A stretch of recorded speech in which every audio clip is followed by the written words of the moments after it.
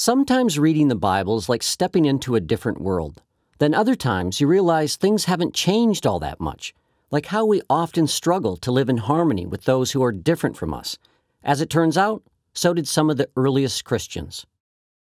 The first people to follow Jesus were predominantly Jewish. Then, as news about Jesus spread, more and more non-Jews, known as gentiles, started following him too. This led to one of the first great dilemmas in the church. How can Jews and Gentiles, two groups who didn't always get along that well, worship together as equals, as members of one community? Should Gentiles be made to follow Jewish customs in order to be welcomed into the community?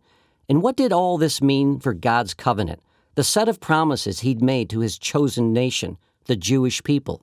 Two of Paul's letters, Galatians and Romans, tackle these questions head-on. In Galatians, Paul writes to a mostly Gentile community in what is now central Turkey.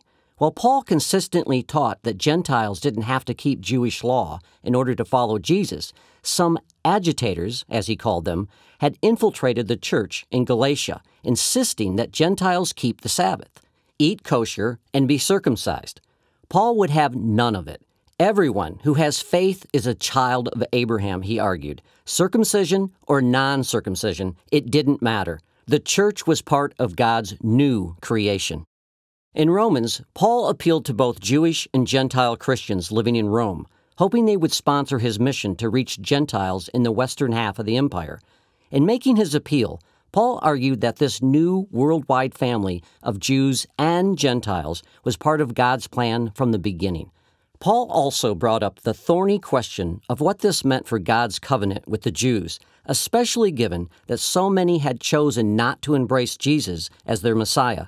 And he shared practical advice on what it means to live together as one new humanity. Behind Paul's sometimes short-tempered prose in Galatians and his lofty rhetoric in Romans is a pretty simple idea. The good news about Jesus is for everyone. In the new creation Paul writes about in Galatians and Romans, the old barriers and divisions are rendered obsolete.